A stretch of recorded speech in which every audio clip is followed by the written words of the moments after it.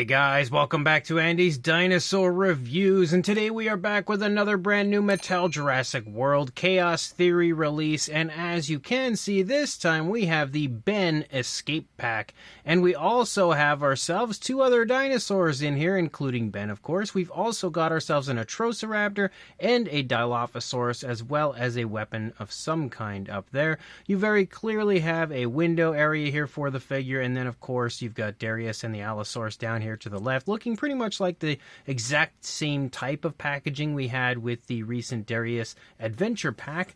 And then we've got Atrociraptor Tiger, Ben, and the Dilophosaurus. And what's really exciting is, as far as Atrociraptor Tiger goes, this is probably the best paint scheme that we've had for Tiger this entire time, because if there's one thing that we had confirmed with the Dominion releases, it's that Mattel, for some reason, could not grasp the concept of the paint apps or coloration of Atrociraptor Tiger. So definitely excited to see a much more screen accurate kind of paint job for that figure. But the Dilophosaurus as well looks really nice. And at first I thought it was a repack of the Jurassic World Dominion version of the Dilophosaurus, and it is actually not, which is really exciting. So let's pop this open and check it out. So here is our Atrociraptor Tiger figure, looking actually really nice.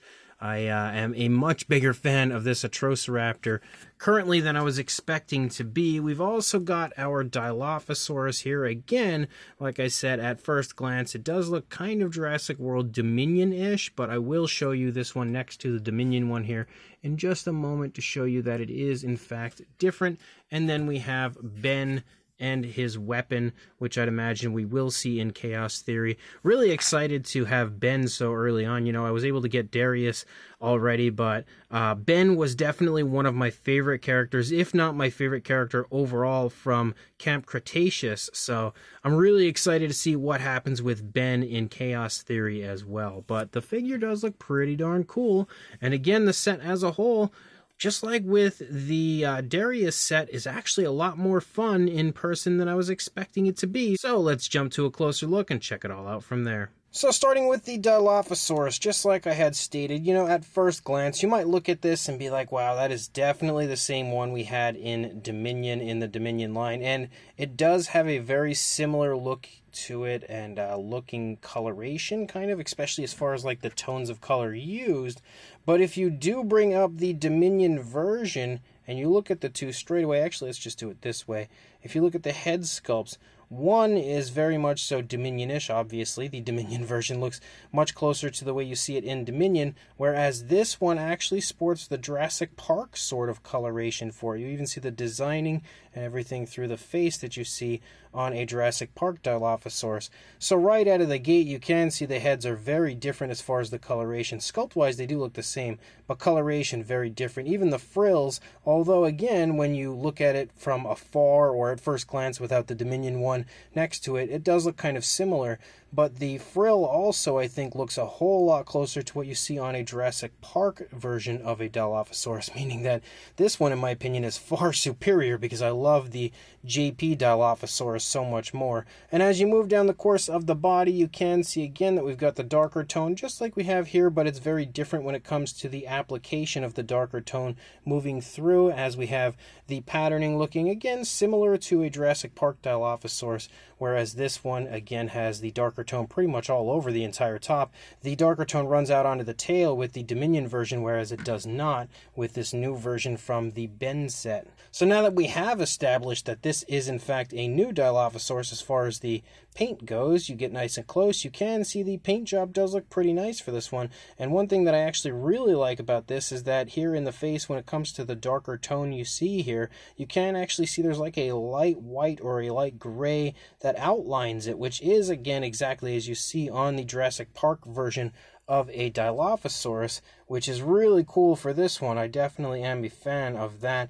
The paint job of the eyes does look a little sloppy. You can see there's a yellow tone. Looks like there's a black pupil, but it's not perfectly placed. And over here, Again, definitely looks a bit sloppy. Like, I actually missed the mark almost completely over here on this side. So I might be looking for another one of these at some point, maybe if it goes on clearance, just to get one with better painted eyes, but it's not the end of the world. As you move down into the mouth, you can see the teeth are painted with sort of like an off-white. We've also got a pinkish tone for the inside of the mouth. And then just like usual, when it comes to a Dilophosaurus, you do have the venom, which of course you can remove from the mouth of the Dilophosaurus.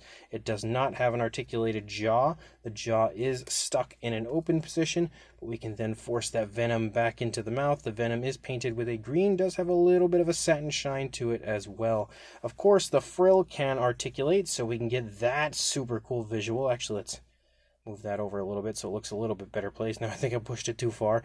But again, the frill looks excellent when it comes to the paintwork. There's actually a good bit of variation of color here to the frill. The patterning looks super, super cool. And honestly, the frill and the paint job of the frill might be some of the nicest paintwork I've ever seen from Mattel, like, period. That paintwork of the frill is so stellar, I can't even begin to explain how nice it looks in person.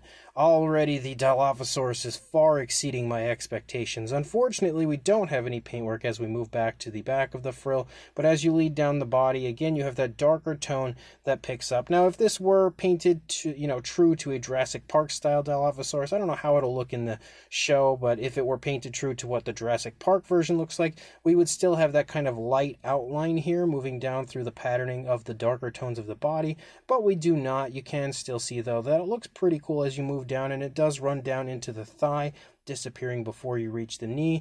The nails do not have any paintwork, but they do have a satin shine, so that's a plus for the nails. And then as you lead out, you can see the coloration stops before you reach the tail, and then you only have the greenish coloration for the remainder of the tail. Of course, the same thing from both sides, and it's all going to feature the same articulation we had seen on the previous releases. As we already mentioned, the frill, you have the arm articulation forward and back, as well as the leg articulation forward and back. I don't think this one had a swivel tail. Nah, it doesn't move. So definitely a really fun Dilophosaurus. I really, really like this version. And then, of course, we have Atrociraptor Tiger, who is finally an orangish tone of color. And we have had this sculpt before as well. The sculpt looks exactly the same as the previously released versions of the Atrociraptor, just new paint apps. And you can see we have an orangish tone for the majority of the body here, but we also have a darker brown that kind of moves through the face, and I like how it's almost like subtle with its application. It just blends really nicely with the orangish tones here in the face. You can see we have a yellow eye, but unfortunately it doesn't look like we have a black pupil.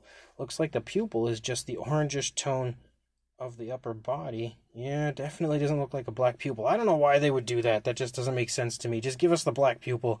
It just always looks so much better. I mean, this one doesn't look terrible. Even from, like, when you move back and you take a look at it, the eye doesn't look so bad. But you do also have a lighter tone for the lower jaw that runs down into the throat, but ends very quickly, as usual. We, of course, have an articulated jaw. You can see the teeth are, again, painted with actually the same tone of color, it looks like, as what we had seen on the Dilophosaurus. We do have a pinkish tone for the skin stretching there on the inside of the mouth, as well as a pinkish tone there for the throat and the tongue, which does have a nice satin shine to it. And you can see the teeth again on the lower jaw painted pretty nicely. We have very nice articulation in the neck as it can move down and up. Ah, man, it doesn't go up that high. I kind of feel like it went up a little higher on the previous ones, but maybe I'm wrong. But you can, of course, swivel the articulation as well in that area. And obviously you can see we have more of that darker brown striping, but just like we see up here in the face, it's really kind of subtle and blends with the body pretty nicely as you move down through the course of the neck. But then as you lead down into the body, it becomes a lot more obvious. The darker brown just in general, I would say, becomes darker and then continues to pattern down through the back of the dinosaur and splotches in a few areas, like a big splotchy area of it there, but then goes back to a striping effect as you lead out into the tail. And we do have some coloration leading out into the tail, which is nice. Of course, not all the way, but it is a plus to see that. And then as you move down into the legs, you transition quite smoothly to a lighter tone here for the lower part of the legs and the feet, which looks pretty nice. No painted nails, unfortunately. It also doesn't really look like there's a satin shine or anything, so not really much in the way of like a gloss coat. Maybe kind of, but overall, I would say that's about the extent of the paintwork for this one. Not really anything else that I'm seeing. Of course, we already saw the jaw and neck articulation, but we do have articulation in the arms, and then, of course, for the legs. And I believe, yes, we do have a swivel tail for this one. Now, as far as the facts app codes go for the Atrociraptor, there you go. And then for the Dilophosaurus, there you go. You can now add the Dilophosaurus to your collection as well. And then when it comes to Ben, again, he looks pretty good. I can honestly still see the likeness of younger Ben here in older Ben. And again, as I recall him from the trailer of the show, he looks pretty much spot on in my opinion. You can see the eyes are painted pretty nicely, actually really nicely, very highly detailed eyes. His eyebrows are painted as well. Very nice wavy hair that he has sculpted out right there, also painted again with a brownish tone. He's got like a little beanie, like a cap of some kind here on, which is painted with a light variation of a brown. You do, of course, have the same articulation in the head and neck like you usually do for Mattel figures. Kind of move him, a little bit forward and back, kind of giving him like the ability to nod. He does have a coat on, which you can see. You can pull out here and take a look at his shirt. He's wearing an orange shirt, and there is some nice creasing and everything within this shirt. The coat is also very nicely detailed as that as well. It does feature some creasing and everything. You've got the articulation in the arms, forward and back, out away from the body. The same style of articulation that we've seen a bajillion times on other Mattel figures. The elbow articulation forward and back, and can also swivel. His hands are sculpted nicely, again painted nicely with that flesh tone. You do see a seam in the midsection because of course we've got another swivel right here, kind of destroying his midsection. I would have expected the swivel to be maybe like under the shirt so that it's not as obvious, but you basically have it right there so you can turn him. It actually still looks really nice even with that kind of, small seam right there. It doesn't look too bad. And then as you move down, it looks like he's kind of wearing jeans or something. Again, tons of creasing and everything in the pants. Very highly detailed as you move down. We have the ability to articulate the legs forward and back. Just like with Darius, you kind of push it back. It gets sort of stuck, so you have to pull it out away from the body to kind of get it to go all the way back. He can do some splits if he chooses to. And then again, the articulation of the knee forward and back, and can also swivel. And then you move down and he does have some nicely sculpted boots, but no paintwork, unfortunately. Darius had his shoelaces and everything painted, whereas Ben, unfortunately, does not. You can see this jacket actually features a hood as well, but obviously we can't pull that up. And then, of course, the final piece of this set would be his weapon, which looks pretty cool. Nicely painted with a gray and blue here, again, in different areas, but not too sure exactly how this weapon is going to work in the show, but I am intrigued to find out. And again, it's a very nice addition to this set. As far as sizes and stuff, I don't think we need to measure anybody. Comparison-wise, obviously, we have Darius from the previous set, which you can see Darius and Ben are the same size, same height, everything as far as that goes. Then again, we have the Dominion Dilophosaurus next to this set. Again, the Dilophosaurus from the Ben set we are taking a look at here, and obviously you can see on top of being the same size, they are generally the exact same sculpt, just different paint apps. And then same case for the Atrociraptor. You can see nothing new as far as the Atrociraptor sculpt-wise. Obviously just way better paint apps on Atrociraptor Tiger compared to the older version, which this is not Tiger we're looking at over here. This would be, I think, Atrociraptor Red.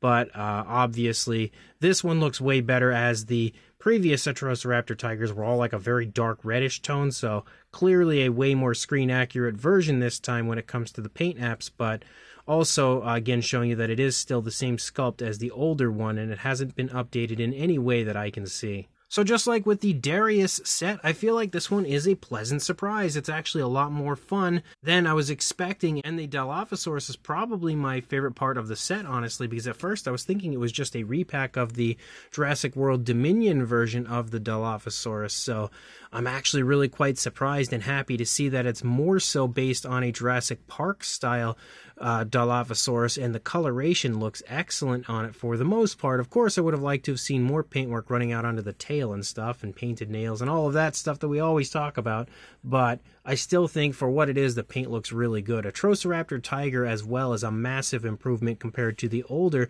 Atrociraptor Tiger figures. The sculpt is the same as the previous version, but the paint job is just so much better looking, and definitely a whole lot closer to what you actually do see in Jurassic World Dominion, and I'd imagine what we'll see in Chaos Theory. And then on top of that, we've got Ben, and I think Ben looks really good. Overall, the sculpt looks, again, just like Ben did even in Camp Cretaceous, just a bit older, which is exactly what we're going for. And from what I can recall, again, from the one time that I did watch the trailer, he looks pretty much the same as he did in the trailer. So overall, this is a really cool set. Nothing super amazing. Again, no new species or anything included in this set, but we do have some really fun repaints and a brand new Ben figure. So if you are interested in this, I will include a link in the description to where I purchased it on Target.com. So make sure you check that link, go grab this set if you'd like it, and like, comment, and subscribe, and I will see you in the next review. Thanks for watching.